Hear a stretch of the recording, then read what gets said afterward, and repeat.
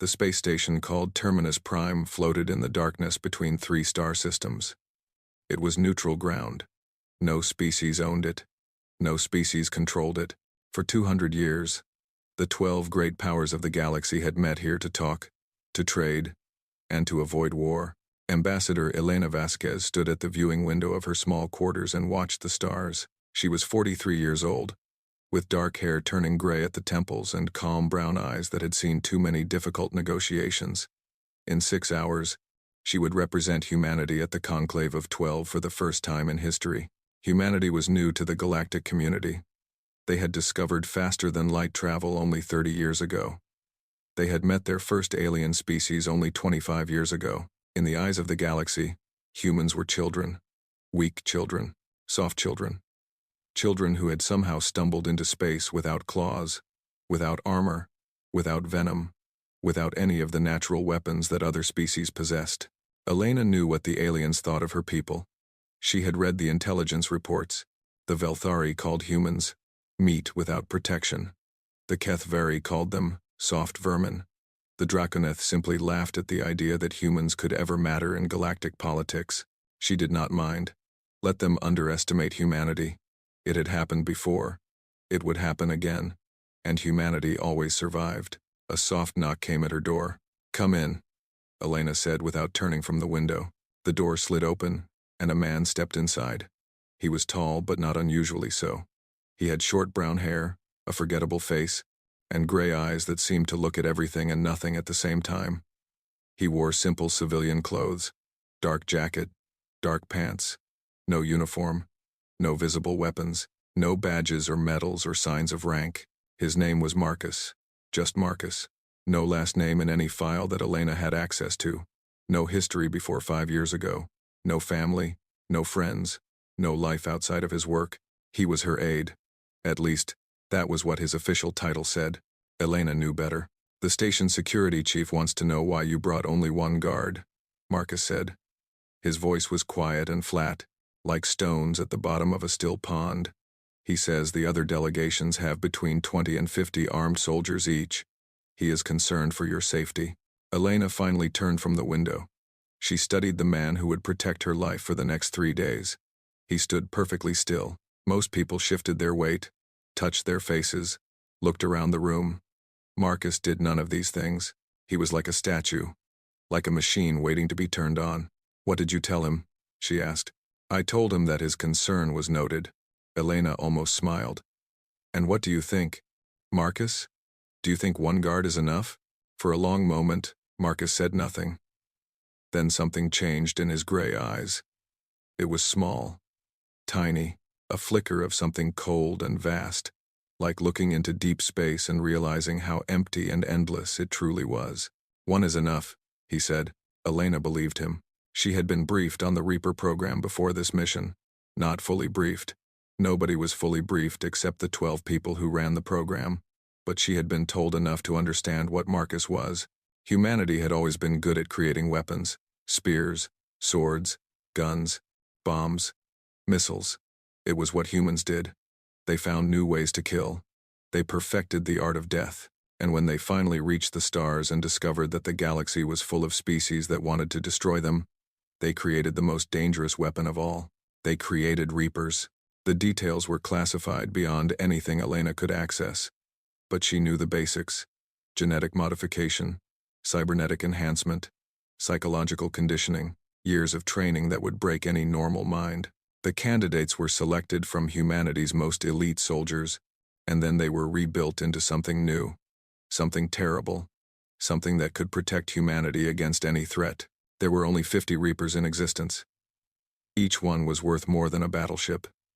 Each one was a national secret of the highest order, and one of them had been assigned to protect Elena at the most important diplomatic event in human history. She wondered what the aliens would think if they knew. "The opening ceremony begins in 6 hours, Elena said. "I should rest. Will you be nearby?" "I am always nearby," Marcus said. "You will not see me until you need me, but I will be there." He turned and left without another word. The door slid shut behind him. Elena stood alone in her quarters and felt, for the first time, truly safe. 6 hours later, she walked into the grand chamber of the conclave. The room was enormous. It had been designed to humble visitors, to make them feel small against the power of the 12 great species. The ceiling rose 50 meters above the floor. The walls were covered in the flags and symbols of 100 worlds. Floating platforms carried delegates from different species to their designated areas. Elena walked with her head high and her back straight. She wore a simple black suit. No jewelry, no decorations, nothing to prove. Behind her, at a respectful distance, walked Marcus. He had changed into a simple gray suit. He carried no visible weapons. He looked like a secretary or a minor official. The aliens watched the humans approach with amusement and contempt. The Velthari delegation was the first to react. They were massive reptilian creatures, covered in thick scales and natural armor. Their ambassador, a scarred veteran named Korvax, let out a rumbling laugh that echoed through the chamber. "This is the human delegation," he called out, loud enough for everyone to hear. "One female and one servant? Where are your warriors? Where are your guards? Do humans not understand that this summit could decide the fate of their species?" Laughter rippled through the chamber. The Kethvari clicked their mandibles in amusement. The Draconith hissed with contempt. Even the normally neutral Silurians seemed to smile at the humans' foolishness. Elena did not react. She simply walked to the human platform and took her seat. Marcus stood behind her, silent and still, his gray eyes moving slowly across the room. He was not looking at the decorations or the architecture. He was counting threats, analyzing weapons, measuring distances, calculating angles of attack and paths of retreat. In his mind, he had already killed everyone in the room 17 different ways, but his face showed nothing. He was just a servant, just an aide, just a forgettable man in a gray suit. The aliens continued to laugh. They had no idea what was standing in their midst. They had no idea that death had walked into their chamber wearing a pleasant smile and civilian clothes. They had no idea that the soft, clawless humans had brought something far more dangerous than soldiers or weapons. They had brought a reaper, and before the summit was over, they would learn exactly what that meant. The first day of the conclave passed without incident. The 12 species made their opening statements. They talked about trade routes and resource rights. They discussed border disputes and shipping lanes. It was boring, formal, and exactly what Elena had expected. The other delegations continued to ignore the humans. When Elena spoke, the aliens listened with polite disinterest. When she made proposals, they were acknowledged and then forgotten. Humanity was too new, too weak, too unimportant to matter. Elena did not complain. She took notes. She watched. She learned. Marcus stood behind her through all of it. He did not sit. He did not eat. He did not seem to grow tired. When the session ended and the delegates returned to their quarters, he walked 3 steps behind Elena, his eyes never stopping their slow scan of every corridor, every doorway, every shadow. "You have not eaten all day," Elena said as they entered her quarters. "Are you hungry?" "I do not require food at this time," Marcus replied. Elena raised an eyebrow. "Require? You make it sound like eating is optional. For me, it is." She decided not to ask what that meant. There were some things about Reapers that she did not want to know. The second day of the conclave was different. The Kethvari Dominion had been quiet during the first day. They were an insectoid species, with hard black shells, multiple limbs, and minds that thought of everything in terms of hierarchy and dominance. In their culture, the strong ruled and the weak served. There was no middle ground, no compromise, no mercy. Their high commander, Skethal, was the oldest and most powerful of their delegation. He had led armies across a dozen worlds. He had crushed rebellions and conquered species. In the Kethvari Dominion, he was considered a living legend. And he hated humans. He hated their soft skin and their small bodies. He hated their strange customs and their talk of equality and cooperation. But most of all, he hated that these weak, pathetic creatures had dared to claim 3 colony worlds in what he considered Kethvari territory. The humans had arrived in that sector first. They had established colonies legally, according to galactic law. But Skethal did not care about galactic law. He cared about power, and he would not allow vermin to hold territory that belonged to the Dominion. On the second day, he made his move. The Kethvari Dominion demands that humanity surrender the colonies designated Terra Nova, New Beijing, and Sanctuary. Skethal announced. his voice echoing through the grand chamber. These worlds exist within our sphere of influence. The humans are trespassing. They will leave, or they will be removed. The chamber went silent. This was not a negotiation. This was a threat. Elena stood slowly from her seat. She felt every eye in the room turned toward her. The other species watched with interest. Most of them expected her to back down. Humanity was weak, after all. Humanity had no real military power. What could they possibly do against the HFY war machine? The colonies you mentioned were established legally under the Treaty of Neutral Stars, Elena said, her voice calm and clear. Humanity has no intention of surrendering them. However, we are willing to discuss shared resource rights and trade agreements that could benefit both our peoples. Skethal's mandibles clicked together in a sound that Elena had learned meant anger. You do not understand, human. I am not asking, I am telling. Your colonies belong to the Dominion now. You will leave, or you will die. Those are your only options. Then I respectfully decline both options, Elena replied. Humanity will not abandon its people, and humanity does not respond well to threats. For a moment, the chamber was completely still. Then Skethal moved. He was fast for his size. His powerful legs carried him across the chamber floor in seconds. His guards moved with him, 7 heavily armed soldiers, forming a protective formation around their commander. Other delegates scattered out of the way. Some called for order, some simply watched. Skethal stopped in front of the human platform. He towered over Elena, his black shell gleaming under the chamber lights. Up close, he was terrifying. His body was covered in natural armor that could stop bullets. His limbs ended in claws that could tear through metal. His eyes, all 6 of them, burned with cold hatred. You dare refuse me? He hissed. You, a soft little creature with no claws, no shell, no weapons. Do you know how many species I have crushed? Do you know how many worlds have burned because they defied the Dominion? Elena did not step back. She did not show fear. She simply looked up at the massive alien and said, I know exactly who you are, High Commander, and I am still refusing. Skethal made a sound that might have been laughter. Then perhaps you need a lesson in respect. Perhaps all humans need to learn what happens when they insult their betters. He raised one massive claw. The blade at the end was sharp enough to cut through bone. He intended to strike her. Not to kill, perhaps, but to wound. To humiliate. To show the entire conclave what happened to species that defied the HFY. That was when something changed in the room. Marcus had not moved from his position behind Elena. He had not drawn a weapon. He had not spoken a single word. But suddenly, every creature in the chamber felt something that made their blood run cold. It was not a sound. It was not a smell. It was something older and deeper. Something that lived in the primitive parts of their brains that remembered what it meant to be prey. Something that whispered to them that a predator was watching. That death was near. That they should run and hide and pray that they were not noticed. The Velthari ambassador, Korvax, felt his scales tighten against his body.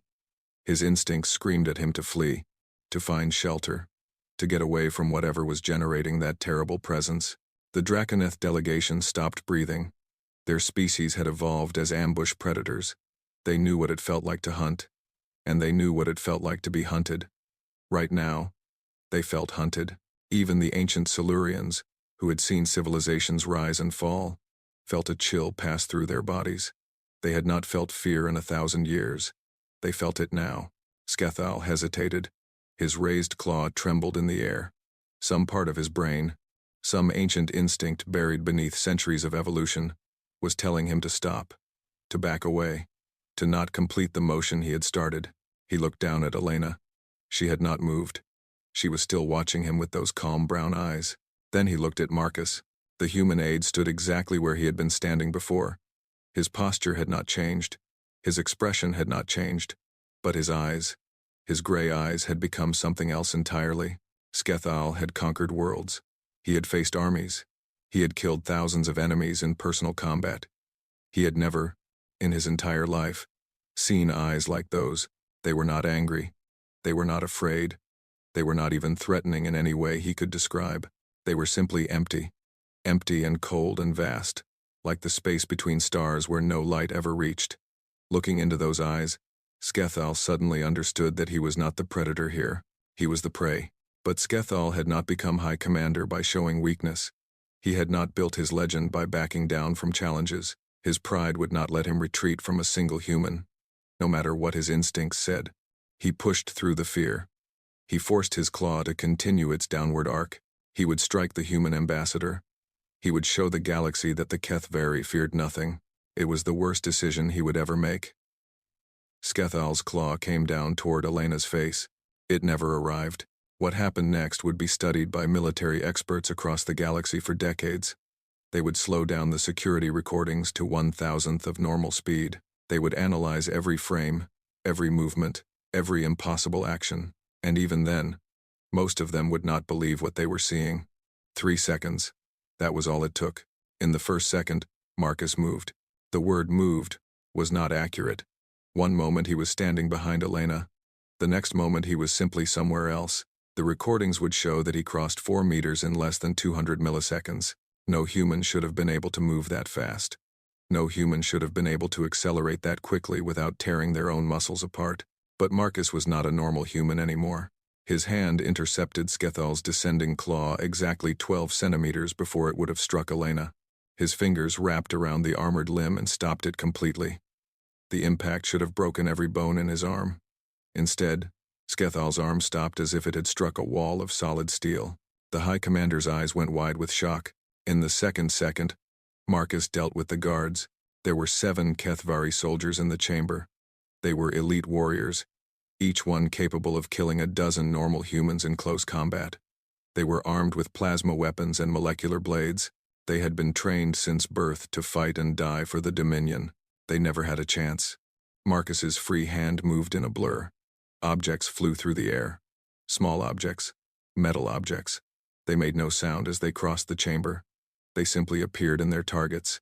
2 guards dropped instantly, neural needles embedded in the soft joints between their armored plates. The needles carried an electrical charge designed to overload Kethvari nervous systems. The soldiers collapsed like puppets with cut strings.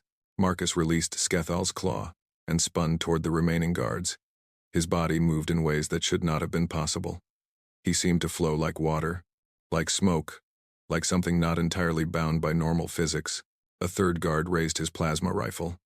Marcus was inside his reach before he could fire, one hand deflecting the weapon, the other striking the precise point where the guard shell was weakest. The soldier's chest plate cracked.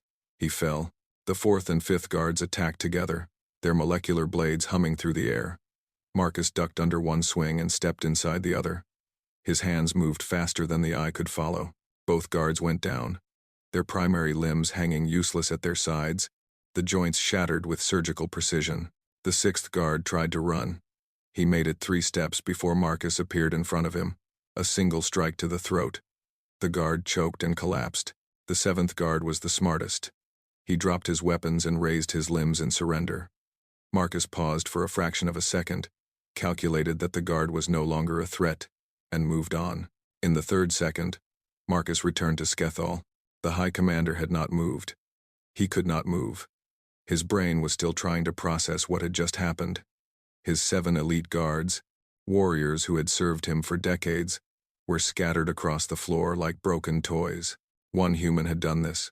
One soft, clawless human. Marcus stood in front of Skethal. He reached up and caught the High Commander's claw again, the same one that had been descending toward Elena 3 seconds ago. He held it effortlessly, like an adult holding a child's hand. The Grand Chamber was absolutely silent. Every delegate, every guard, every observer in the room was frozen in shock. The Velthari ambassador had stopped breathing. The Draconith delegation had backed against the far wall, their predator instincts screaming at them to get away. Even the ancient Silurians were staring at the human with something that looked very much like fear. Marcus looked up at Skethal. The High Commander was nearly 3 times his height. His body was covered in natural armor. His species had evolved as apex predators on a world of constant warfare. And yet, at that moment, he was utterly helpless. "You raised your hand against my principle," Marcus said. His voice was soft, almost gentle. It carried through the silent chamber like a whisper in a graveyard. "I am now authorized to respond with unlimited force." Skethal tried to pull his claw free. He was strong enough to lift a ground vehicle. He could not move Marcus's grip by a single millimeter. "Your guards have been neutralized," Marcus continued. They are alive. I was instructed to minimize casualties unless lethal force became necessary. But I want you to understand something, High Commander. He tightened his grip slightly. The armored shell of Skethal's claw began to crack. I could have killed all of them. I could have killed them so quickly that they would not have known they were dying until they were already dead. I could have painted this chamber with their blood and moved on to your delegation before anyone had time to scream. Another crack. Skethal made a sound of pain. I could do the same to you. Right now. In front of everyone. And there is nothing in this room that could stop me. Marcus paused. His gray eyes held Skethal's 6 eyes without blinking. You have 6 seconds to withdraw your hand and apologize to Ambassador Vasquez. If you do not, I will begin dismantling your delegation. Permanently, somewhere in the chamber, someone was sick. The sound of vomiting echoed through the silence. Skethal's mandibles trembled. His pride screamed at him to fight, to resist, to show no weakness. But his survival instincts were older and stronger. They told him that this human, this impossible creature, was not bluffing. They told him that death was standing in front of him, wearing a gray suit and speaking in a gentle voice. Skethal's voice came out as a rasp. I withdraw. He pulled his claw back. Marcus released it without resistance. The High Commander stumbled backward, cradling his cracked limb against his body. I apologize, Skethal said. The words seemed to cause him physical pain. To the human ambassador. I apologize. Marcus nodded once. Then he turned and walked back to his position behind Elena. He stood exactly where he had been standing before. His hands were at his sides. His expression was calm and blank. As if nothing had happened, the chamber remained frozen. Hundreds of aliens stared at the human delegation with new eyes. The soft creatures without claws.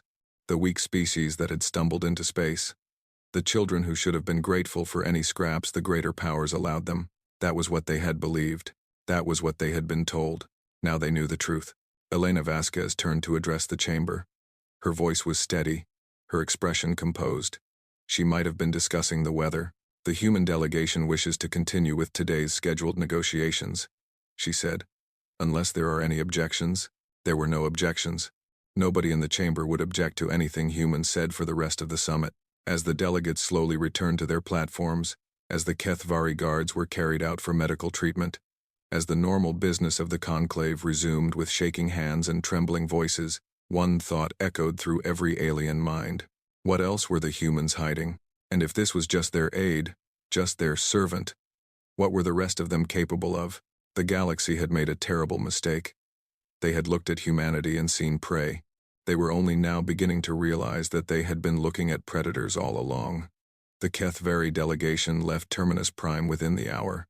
They did not announce their departure. They did not make any statements. They simply boarded their ships and vanished into the darkness of space. Skethal did not look back. He would spend the rest of his life trying to forget the feeling of those gray eyes staring into his soul. But the other delegations remained. The Grand Chamber was supposed to be empty during the recess period. Instead, it was full. Representatives from 11 species had gathered, not to negotiate, but to demand answers. They clustered around the human platform like nervous animals around a fire, drawn by curiosity but terrified of what they might learn. Elena stood at the center of their attention. Marcus stood behind her, silent and still, a reminder of what they had witnessed.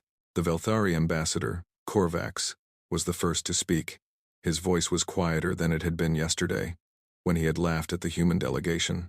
There was no laughter in him now. What is he? Korvax asked, pointing at Marcus. What did we just see? Our analysts have reviewed the recording 17 times. They say what he did should be physically impossible. No species in the known galaxy can move that fast. No species can react with that precision. What is he? Elena considered the question carefully. She had been authorized to reveal certain information if the situation required it. This situation definitely required it. Marcus is a Reaper, she said, one of approximately 50 individuals who serve as humanity's last line of defense against existential threats. What is a Reaper? Asked Silurian Elder Vethkai, her ancient voice carrying through the chamber. We have never heard this term. That is because we have never told anyone about them, Elena replied. Reapers are classified at the highest level of human security. Their existence is known to fewer than 100 people in all of human space. Most human governments do not know they exist. She paused, letting that sink in. Reapers are created, not born. They begin as the most capable soldiers in human history. Then they are selected for a program that transforms them into something more. Genetic modification increases their strength, speed, and reflexes beyond normal human limits. Cybernetic enhancements allow their bodies to perform actions that would destroy ordinary flesh and bone. Psychological conditioning ensures their absolute loyalty and removes the mental barriers that prevent normal humans from using their full physical potential. The Draconeth delegate, a scarred warrior named Kethrus, stepped forward. You are saying that this human has been artificially enhanced? That he is a machine? He is not a machine, Elena said. He is human. All of him. We simply unlocked what was already there. What do you mean? Korvax asked. Elena took a deep breath. This was the moment she had been waiting for. The moment when the galaxy would finally understand what humanity truly was. Let me tell you about Earth, she said. Our homeworld. The planet where humans evolved. She activated a holographic display. An image of Earth appeared, floating in the air above the delegates. Blue oceans. Green continents. White clouds. Earth is what our scientists call a Category 5 death world, Elena said. It is one of the most dangerous planets ever discovered that still supports complex life. Murmurs passed through the crowd. Category 5 was the highest rating on the galactic danger scale. Worlds at that level were usually quarantined. On Earth, everything is trying to kill you, Elena continued. The planet experiences extreme temperature variations that can freeze or burn unprotected organisms within hours. The atmosphere carries thousands of microscopic parasites and diseases, many of which can kill within days. The surface is covered with predators that have spent millions of years perfecting the art of hunting and killing. Even the plants are dangerous. Many of them produce poisons that can stop a heart in seconds. The display changed to show images of Earth's wildlife. Lions, sharks, venomous snakes, spiders, crocodiles. The aliens watched with growing unease. And yet, Elena said, humans became the dominant species on this world. We did this without claws, without armor, without venom. We did this with soft skin that tears easily and bones that break under pressure. Do you understand what that means? Silence. The delegates were beginning to understand. It means we are the most efficient killers our planet ever produced, Elena said. Not because we are strong, because we are smart, because we are adaptable, because we never, ever give up. She changed the display again. This time it showed early humans hunting. Our ancestors hunted prey by following it. Not for minutes, not for hours, for days. They would track an animal across the landscape, never stopping, never resting, until the prey collapsed from exhaustion. While other predators relied on speed or strength, humans used endurance and intelligence. We invented tools to extend our reach. We invented strategies to outthink our targets. We invented cooperation to overwhelm larger enemies. The display showed human history: stone tools, bronze weapons, iron swords, firearms, tanks, aircraft. And then we turned those skills on each other, Elena said. For thousands of years, humans fought wars against other humans. We developed weapons and tactics of such devastating efficiency that we had to create laws to limit our own lethality. We invented ways to kill that were so horrible that we agreed never to use them, even against our worst enemies. She turned off the display and faced the delegates directly. The galaxy looked at humans and saw weak creatures without natural weapons. You were wrong. Our weapons are not claws or armor or venom. Our weapons are our minds, our persistence, our absolute refusal to accept defeat. And when we focus those weapons on destruction, instead of creation, she glanced back at Marcus. You saw what happens. And Marcus is just one man. Humanity has 8 billion people. We have colonies on dozens of worlds. We have soldiers and scientists and engineers who have spent their entire lives learning how to fight. The chamber was completely silent. The delegates stared at Elena with expressions ranging from fear to awe to something that might have been respect. The Kethvari thought they could threaten us into submission, Elena continued. They thought we would surrender because we are small and soft and new to the galaxy. They were wrong. Humanity has faced extinction before. We have survived ice ages, plagues, wars, and disasters that killed millions of our people. We are still here. We will always be here, and we will not be bullied by anyone. She paused. But we do not want war. We have come to the conclave seeking peace, trade, and cooperation. We want to be partners with the other species of the galaxy. We want to share our knowledge and learn from yours. We want to build a future where all intelligent life can prosper together. Elena's voice softened. The violence you witnessed today was not a demonstration of what humanity wants to be. It was a demonstration of what humanity can become if we are pushed. Skethal raised his hand against me. Marcus responded with the minimum force necessary to neutralize the threat. He could have killed everyone in this room. He chose not to. He chose restraint. She looked around the chamber, meeting the eyes of each delegate in turn. That is what humanity offers the galaxy. Not conquest, not domination, but partnership. We will be the best allies you have ever known. We will protect those who cannot protect themselves. We will stand against those who threaten innocent lives. And we will do it with every tool at our disposal, from diplomacy to devastation. Elena smiled. A small, tired smile that made her look very human. The choice is yours. You can fear us, or you can work with us. But either way, you should know what we are. We are humans. We come from a death world, and we have only been pretending to be prey. The delegates looked at each other. They looked at Marcus, standing silent and still behind his ambassador. They looked at Elena, this small, soft creature who spoke of extinction and alliance in the same breath. And slowly, one by one, they began to understand. The galaxy had not discovered a new species of children. They had discovered something far more dangerous. They had discovered humans.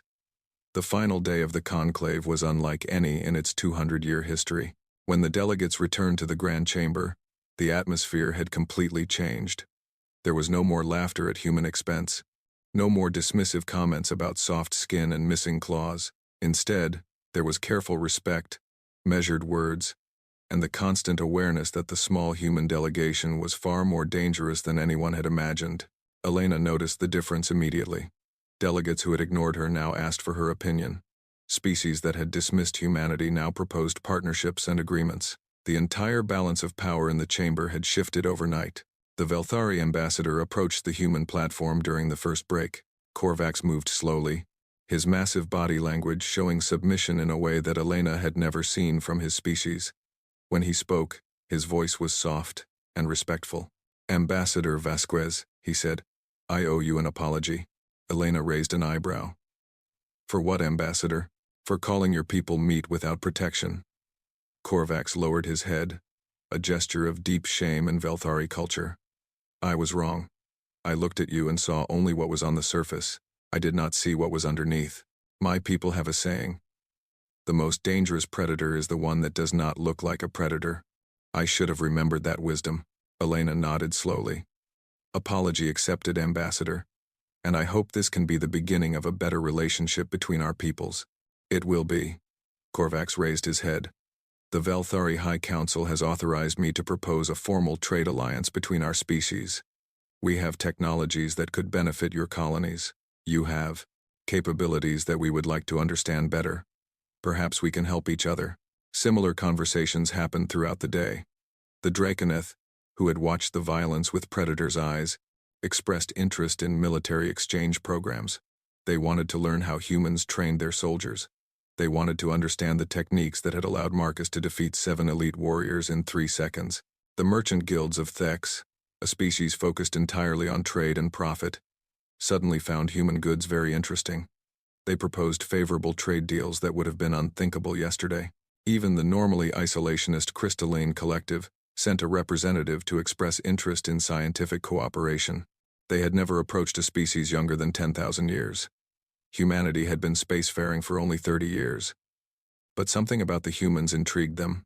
By the end of the day, Elena had received more proposals, offers, and expressions of interest than any human diplomat in history.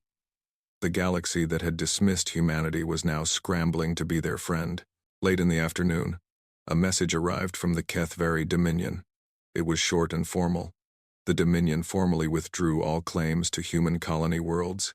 They expressed regret for any misunderstandings that had occurred during the summit.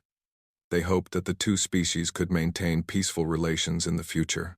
Elena read the message 3 times before she believed it was real. The HFY never backed down. They never admitted fault. They never surrendered territory. Until now. As the summit drew to a close, Elena found herself standing at the same viewing window where she had watched the stars on her first night aboard the station. So much had changed since then. The galaxy no longer saw humanity as children. They saw them as equals. Perhaps, in some cases, as superiors. "You are troubled," the voice came from behind her. Elena turned to find Silurian Elder HFY standing in the doorway. The ancient being moved with slow grace, her body glowing with soft bioluminescence that changed color with her emotions. Right now, the glow was a thoughtful blue. "May I join you?" HFY asked. "Of course, Elder." The Silurian floated to the window and looked out at the stars. For a long moment, neither of them spoke. "We have watched younger species rise and fall for 10,000 years, HFY finally said. "We have seen conquerors who thought strength was everything. We have seen tyrants who ruled through fear. We have seen monsters who destroyed everything they touched." She turned to look at Elena, her ancient eyes holding wisdom accumulated over centuries. "Your kind is different," Elena frowned. "Different how?" "You carry death in your bones," HFY said. "We felt it in that chamber. When your protector revealed himself, we all felt it. That cold presence, that absolute certainty of destruction. Your species has perfected the art of killing in ways that we have never seen. In 10,000 years, we have never encountered a species with such potential for violence." Elena said nothing. She was not sure if this was a compliment or a warning. "And yet," HFY continued, "you came here seeking peace. You could have dominated this summit through fear. After what happened with the HFY, every species in that chamber would have agreed to anything you demanded. You could have claimed territory, resources, power beyond measure. All you had to do was threaten them." "We don't want to rule through fear," Elena said. "No, you do not." HFY's glow shifted to a warm gold. "That is what makes you terrifying, Ambassador. Not your capacity for violence, your capacity for restraint. Your protector could have killed High Commander Skethal. He could have killed everyone in that room. Instead, he showed mercy. He gave a warning when he could have given death." The ancient Silurian moved closer to Elena. "Do you understand what that means? It means your species chooses to be kind. You have the power to destroy, and you choose to create. You have the ability to conquer, and you choose to cooperate. Every moment of every day, you make the choice to hold back the monster inside you." HFY's voice grew soft. "And if you ever stop choosing, if humanity ever decides that kindness is no longer worth the effort, the galaxy will burn. Nothing will stop you. Nothing will survive you. You will be the extinction event that ends everything." Elena felt a chill run down her spine. "Is that a warning?" "It is a truth." HFY's glow returned to thoughtful blue. "We Silurians have seen the rise and fall of 100 civilizations. We have learned to recognize the species that matter, the ones that shape the future, the ones that change everything." She paused. "Humanity is one of those species. For better or worse, you will define what the galaxy becomes. The only question is what you will choose to do with that power." The elder turned to leave, then stopped at the doorway. "Choose wisely, Ambassador. The universe is watching." Then she was gone. Elena stood alone at the window for a long time, thinking about what the elder had said. She did not hear Marcus approach until he was standing beside her. "The transport is ready," he said. "We should depart within the hour." Elena nodded but did not move. She continued to stare at the stars. "Marcus," she said, "in that chamber, with Skethal, you could have killed him." "Yes. Why didn't you?" Marcus was silent for a moment. When he spoke, his voice carried something that might have been thought, or perhaps emotion. Elena could never tell with him. "Because you did not want me to," he said, "and because fear is a more useful lesson than death. Skethal will return to his people and tell them what happened. He will tell them about the human who stopped his claw with one hand. He will tell them about the guards who fell in 3 seconds. And every time he tells that story, every species who hears it will think twice before threatening humanity." He paused. "A dead enemy is just a body. A living enemy who fears you is a message. Today I sent a message to the entire galaxy. I told them what happens when they threaten the people I am sworn to protect." Elena turned to look at him. "And what happens to the next species that doesn't listen to the message?" Marcus's gray eyes met hers. For just a moment, she saw something move in their depths. something cold and patient and utterly without mercy. "They won't have a warning," he said. "They'll just have me." The stars stretched into infinity outside the window. Somewhere out there, 100 species were looking at humanity with new eyes. Some with fear, some with respect, some with calculation. They had learned an important lesson today. The soft creatures from the death world were not prey. They had never been prey. They were predators who had chosen to wear the mask of civilization. They were monsters who had chosen to be kind, and that choice, more than any weapon or warrior, was what made humanity truly dangerous. As their ship departed Terminus Prime and vanished into the endless dark, Elena allowed herself a small smile. The summit had been a success. Humanity had announced itself to the galaxy, not as children, not as victims, but as equals. Whatever came next, the universe would never underestimate them again. Behind her, Marcus stood watch, as he always did. Silent, patient, ready, death wearing a pleasant smile in civilian clothes, and the galaxy, for the first time in 10,000 years, had learned to be afraid of something new.